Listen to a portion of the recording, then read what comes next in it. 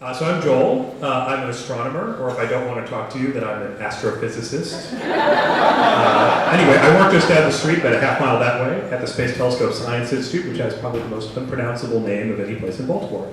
And I want to bring something to your attention that you may not know about Baltimore. So let's start. So Hubble Space Telescope. It's about the size of a school bus, though there is not one actually above it. It was launched 28 years ago. It weighs about it's going about 70,000 miles an hour around the Earth every 90 minutes, about 350 miles above us. And we have a tendency in space science to build bigger and bigger things. You could imagine building telescopes, so here's an astronaut for scale, here's Hubble, it's a lot bigger than an astronaut. And then we've got the upcoming, eventually launching James Webb Space Telescope, and then who knows what in the future.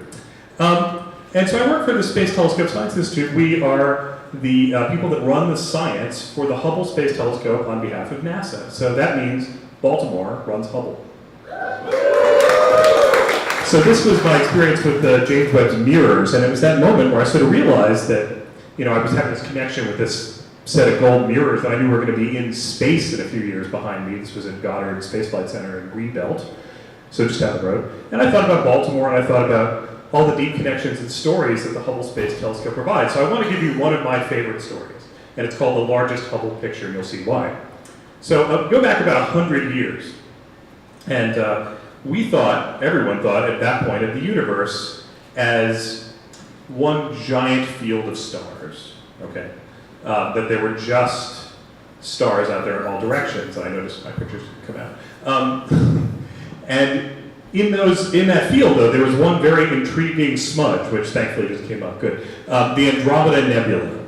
Okay, so people thought about that. Maybe it's a cloud of gas. Who knows? As telescopes got better and better, they started to realize that that little smudge was hiding the secrets of the universe. That just how crazy big the universe is. And the story is either going to really excite you or terrify you, or well, I don't know which. You can decide. So as telescopes got better and better, we started to resolve what that little smudge was, and it went from being called the Andromeda Nebula to the Andromeda Galaxy. Another galaxy, another island universe of stars, much like the Milky Way galaxy that we sit in. Sort of if you think about it as kind of a decent mirror of our own galaxy, staring at us. So as we started to get closer and closer, or better and better pictures of it, and by the way, it is actually coming toward us, but this isn't supposed to scare you and thinking it's going to crash into us. Yeah, we have a few billion years. As we got closer and closer, we started to understand why staring in a mirror like this at another galaxy that's like our own could tell us so much about where we live. You could see in Andromeda the big spiral arms, these big dark dust lanes that are blocking some of the light in that galaxy, tell you that it's full of dust and gas, that it's full of stars, obviously, but it's full of other phenomena. It's stars being born.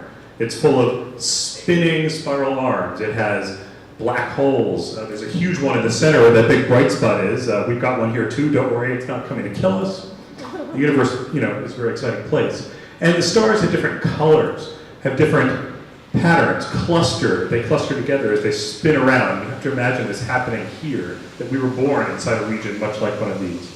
And then, by the way, I should point out the big bright things in these pictures are not in the Andromeda Galaxy. Those are stars in our own Milky Way in the foreground. That means everything else, every single pixel of stars is an individually resolved or multiple stars in Andromeda. So this picture, these red-blue stars, these dust lanes, these spiral galaxies, all these different things, 300 million individually spotted stars. Of course, there are probably many times that number of stars actually in Andromeda, but that's what we've been able to resolve with the largest picture ever taken by the Hubble Space Telescope. And there's a really interesting part about this picture, which is if you look in the background of this beautiful image of Andromeda, you'll notice in the upper right another little smudge. And then you start to realize just how big the universe is. That Andromeda is one of hundreds of, at least hundreds of billions of galaxies in the universe. So just imagine how much is out there. And imagine if every one of those stars, so this is the Hubble map, it's about 400 pictures stitched together. It took about 30 days to take this picture.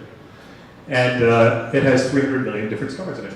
And if you think back at each one of those stars in that picture, and imagine that each one of those stars probably has multiple planets, as we now know. And maybe one of those planets has people who built their own Hubble Space Telescope.